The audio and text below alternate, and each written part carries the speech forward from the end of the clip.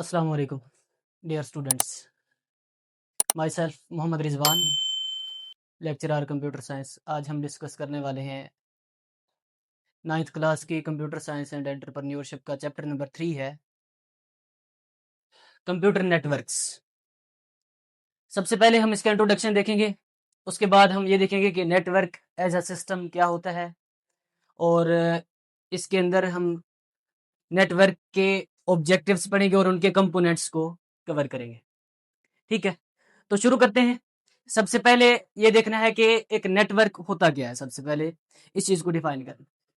तो आसान अल्फाज में मैं कहता होता हूँ कि सिंपल वर्डिंग में एग्जांपल दूं रियल लाइफ की, कि जब दो या दो से ज्यादा पर्सन्स आपस में बातचीत करते हैं तो एक नेटवर्क बनता है। मतलब ये कि हम इस तरह कह सकते हैं कि जब दो या दो से ज्यादा कंप्यूटर्स को आपस में कनेक्ट करवाया जाए, कंप्यूटर्स को जब आपस में कनेक्ट करवाते हैं और उनके दरमियान डाटा की कम्युनिकेशन होती है, सिर्फ कम्युनिकेशन ही नहीं, उसके अलावा हम उसके साथ रिसोर्स शेयरिंग भी कर सकते हैं। हम एक दूसरे के साथ डाटा इंफॉर्मेशन शेयर कर सकते हैं। तो इन कंप्यूटर्स के साथ हम दूसरी कंप्यूटर डिवाइसेस को भी जोड़ सकते हैं। सिर्फ कंप्यूटर ही नहीं, दूसरी कंप्यूटर डिवाइसेस इसका हिस्सा बन सकती है, वो भी नेटवर्क के अंदर ही आएगी। बाद में हम इसको डिस्कस करते हैं। तो हम इस चैप्टर के अंदर क्या क्या पढ़ने वाले हैं, नेटवर्क के जो कंपोनेंट्स हैं वो पढ़ेंगे, नेटवर्क के ऑब्जेक्टिव्स क्या होते हैं और उसकी रियल वर्ल्ड एप्लीकेशंस को देखेंगे। ठीक है, तो सबसे पहले नेटवर्क एज अ सिस्टम है। हम कहते हैं कि जो नेटवर्क है वो एक सिस्टम है। तो सबसे पहले इस बात को समझना जरूरी है कि सिस्टम क्या होता है। तो सिस्टम जो है कुछ कंपोनेंट्स का एक मजमुआ हो सकता है। हम इस तरह भी कह सकते हैं कि सिस्टम सिर्फ हार्डवेयर का ही, कंपोनेंट्स का ही मजमुआ नहीं है। ये कोई कॉन्सेप्ट भी हो सकता है जो एक खास काम करने के लिए बनाया हुआ होता है। मतलब एक सिस्टम जो होगा, कोई थ्योरी हो सकती है, कोई कॉन्सेप्ट हो सकता है, या कोई मशीन हो सकती है जो कोई खास काम कर रही है। अब उसके अंदर हर एक सिस्टम के कंपोनेंट्स भी होते हैं। उस सिस्टम का कोई ना कोई ऑब्जेक्टिव होता है, किसी खास काम के लिए बनाया गया है। उस सिस्टम की एप्लीकेशंस भी होती हैं, रियल वर्ल्ड में कहां पे यूज हो रहा है, किस तरह इस्तेमाल हो रहा है। अब उसके अंदर सबसे पहले हम डिफाइन करते हैं कि नेटवर्क एज अ सिस्टम जो है उसकी डेफिनेशन क्या है। System of link devices and computers that में exchange data and operate together. मतलब दो चीजें हैं इसके अंदर, एक तो डिवाइसेस आ गई, दूसरा कंप्यूटर्स एट इटसेल्फ। इसके अंदर डिवाइसेस और कंप्यूटर्स आपस में जुड़ते हैं, लिंक होते हैं। किस लिए? वो आपस में डाटा को एक्सचेंज कर सकते हैं। एक्सचेंज करना मतलब एक कंप्यूटर से दूसरे कंप्यूटर तक भेजना है, चाहे उसमें सेंडिंग है या रिसीविंग है। उसके बाद ऑपरेट टुगेदर, एक दूसरे के साथ मिलकर काम करते हैं एक नेटवर्क बनाकर। ठीक है, तो ये इसकी बेसिक डेफिनेशन थी। अब यहाँ पे आता है कि एक नेटवर्क की जो है, अगर हम इसकी साख के हवाले से इसकी रेंज देखें तो एक नेटवर्क स्मॉल भी हो सकता है, लार्ज भी हो सकता है। स्मॉल नेटवर्क की अगर मैं एग्जांपल दूं तो हम कहते हैं कि जो लोकल एरिया नेटवर्क होता है, लैन जिसे हम शॉर्ट फॉर्म में कहते हैं, लोकल एरिया नेटवर्क एक छोटा नेटवर्क होता है। अब इसकी रेंज क्या होती है भाई? हम कह सकते हैं कि ये एक ऑफिस में चंद कंप्यूटर्स पर मुश्तमिल एक नेटवर्क हो सकता है, या ये एक बिल्डिंग के अंदर या दो चार कमरों के अंदर पड़े हुए जो कंप्यूटर्स हैं उनको अगर आपस में जोड़ा जाए तो एक छोटा नेटवर्क जो बनता है वो स्मॉल नेटवर्क होता है, that covers small geographical area. और ये जो एक नेटवर्क बनता है, that network can be wireless या वायर्ड। अगर वायरलेस होगा तो फॉर एग्जांपल इंटरनेट के सिग्नल से वो कनेक्टेड कंप्यूटर्स होंगे या वाईफाई की हेल्प से। अगर वो वायर्ड नेटवर्क होगा तो किसी एथरनेट केबल के जरिए वो आपस में कनेक्टेड होंगे।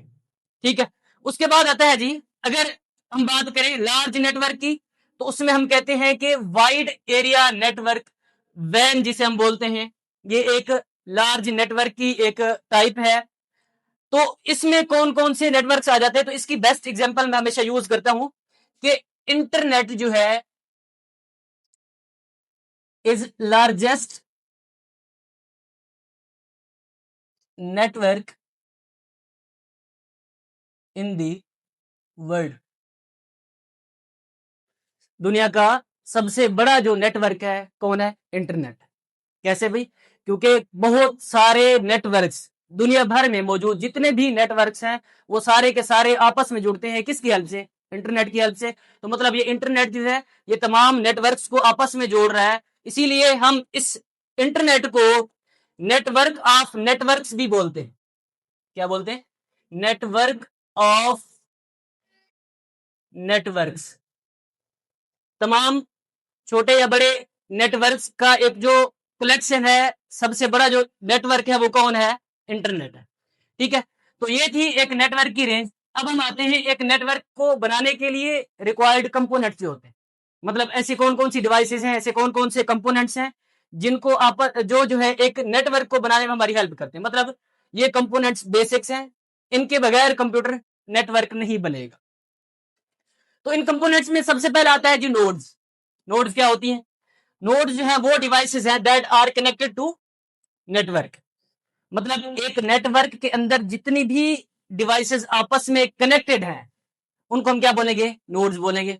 अब वो डिवाइसेस जो है लैपटॉप हो सकता है, कोई पर्सनल कंप्यूटर हो सकता है, कोई मोबाइल फोन हो सकता है, उसके साथ हम कह लें कि कोई टेबलेट्स हो सकती हैं, या इस तरह करके कोई डिवाइसेस हम अगर कह लें लाइक प्रिंटर है, स्कैनर है, ईटीसी, ये सारी की सारी डिवाइसेस जो मिलकर एक नेटवर्क बनाती हैं वो सारी की सारी डिवाइसेस को हम क्या कहते हैं? नोड्स कहते हैं। ठीक है, और सेकंड वन कंपोनेंट है लिंक्स। लिंक क्या होता है? एक तरह का कनेक्शन है किसके दरमियान? वो नोड्स जो मिलकर एक नेटवर्क बना रही हैं, उन नोड्स के दरमियान का जो लिंक है, मतलब वो एक कनेक्शन जो फैसिलिटेट करता है तमाम नोड्स को आपस में जुड़ने के लिए, वो लिंक कहलाता है, कनेक्शन बिटवीन दी नोड्स। अब ये जो कनेक्शन होगा या तो वायर्ड है या वायरलेस है।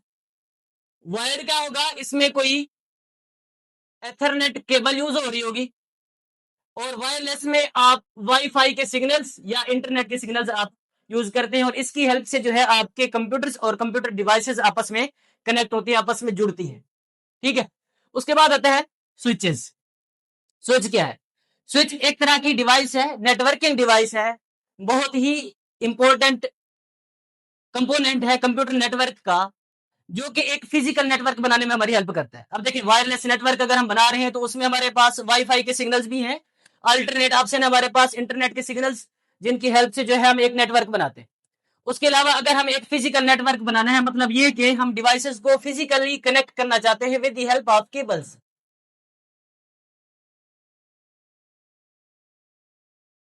तो उसके लिए जो है हम स्विचेस का इस्तेमाल करते हैं। स्विचेस क्या करते हैं? ऐसी डिवाइसेस हैं that connect multiple devices in a network. मतलब एक नेटवर्क को बनाने के लिए उसमें जितनी भी डिवाइसेस हैं उन सबको आपस में कनेक्ट करवाना किसका काम है? स्विचेस का काम। उसके बाद आता है जी राउटर्स। राउटर्स क्या होते हैं?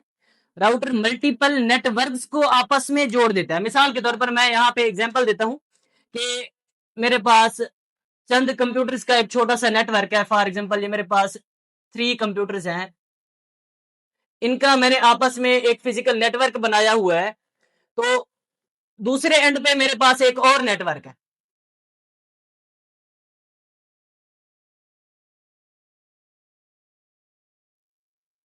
जिसमें ये मल्टीपल कंप्यूटर्स आपस में जुड़ रहे हैं।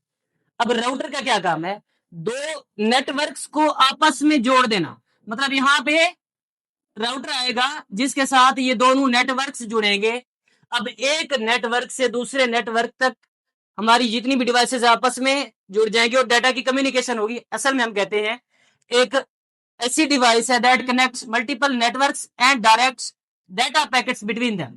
डाटा पैकेट्स की शेयरिंग से आने से पहले मैं इसको जरा एक्सप्लेन करता हूं, क्योंकि देखें अब मिसाल के तौर पर हम एक इस नेटवर्क के लिए एक वाईफाई का इस्तेमाल करते हैं। इस वाईफाई की हेल्प से हमारे ये कंप्यूटर्स आपस में जुड़े हुए हैं। ठीक है, अब ये एक तरह का लोकल एरिया नेटवर्क बना हुआ है, जितने भी हमारे कंप्यूटर्स आपस में कनेक्टेड है। दूसरे एंड पे एक और नेटवर्क है जो कि इंटरनेट के सिग्नल्स का इस्तेमाल करते हुए आपस में नेटवर्क बनाए हुए।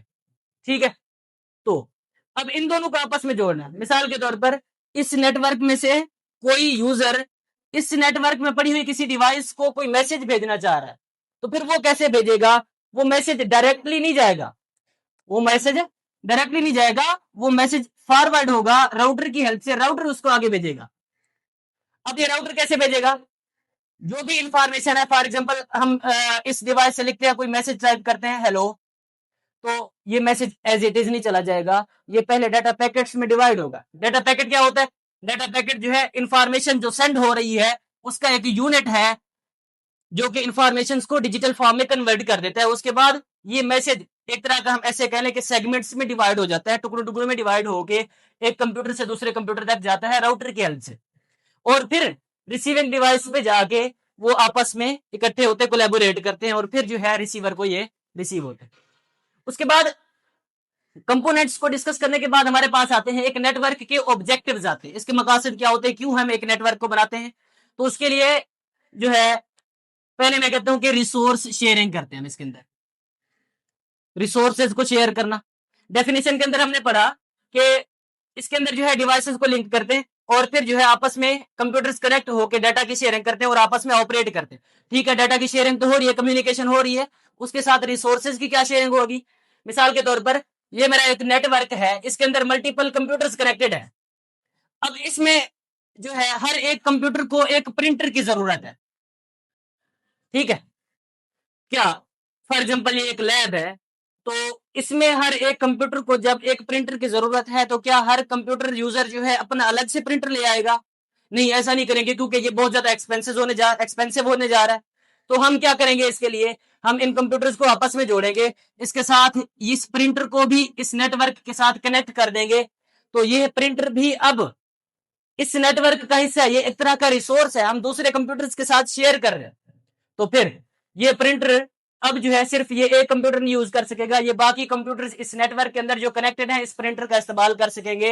ये इस तरह करके हम रिसोर्स शेयरिंग करते हैं। अब रिसोर्स शेयरिंग के अंदर मैंने एक मिसाल दी प्रिंटर की, हम इसके अंदर जो है अपनी स्टोरेज को शेयर कर सकते हैं। जिस तरह हम अपनी फाइल्स डाटा स्टोर करवाना चाह रहे हैं, तो फिर हम जो है क्लाउड सर्वर्स पे या एक मेन कंप्यूटर होता है उसके ऊपर जो है हम अपना डाटा स्टोर करवा सकते हैं। उसके बाद आता है कनेक्टिविटी एंड कोलैबोरेशन।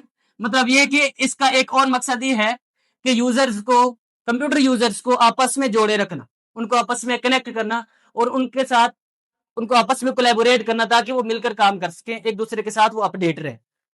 उसके बाद आता है डाटा कम्युनिकेशन, इंफॉर्मेशन को, डाटा को एक जगह से दूसरी जगह तक भेजने के लिए। कम्युनिकेशन एक ऐसा प्रोसेस है जिसमें हम कहते हैं कि इसमें सेंडिंग भी हो रही है और रिसीविंग भी हो रही है, ये दोनों काम इसके अंदर होते हैं। सेंडिंग और रिसीविंग प्रोसेस है जिसमें हम मैसेज को एक डिवाइस से दूसरी डिवाइस तक भेजते हैं और वहां से रिसीव भी कर सकते हैं। तो डाटा को एक जगह से भेजना या रिसीव करना डाटा कम्युनिकेशन के अंदर आता है। तो ये भी इस नेटवर्क का एक ऑब्जेक्टिव, एक मकसद है। ठीक है, अल्लाह हाफिज़।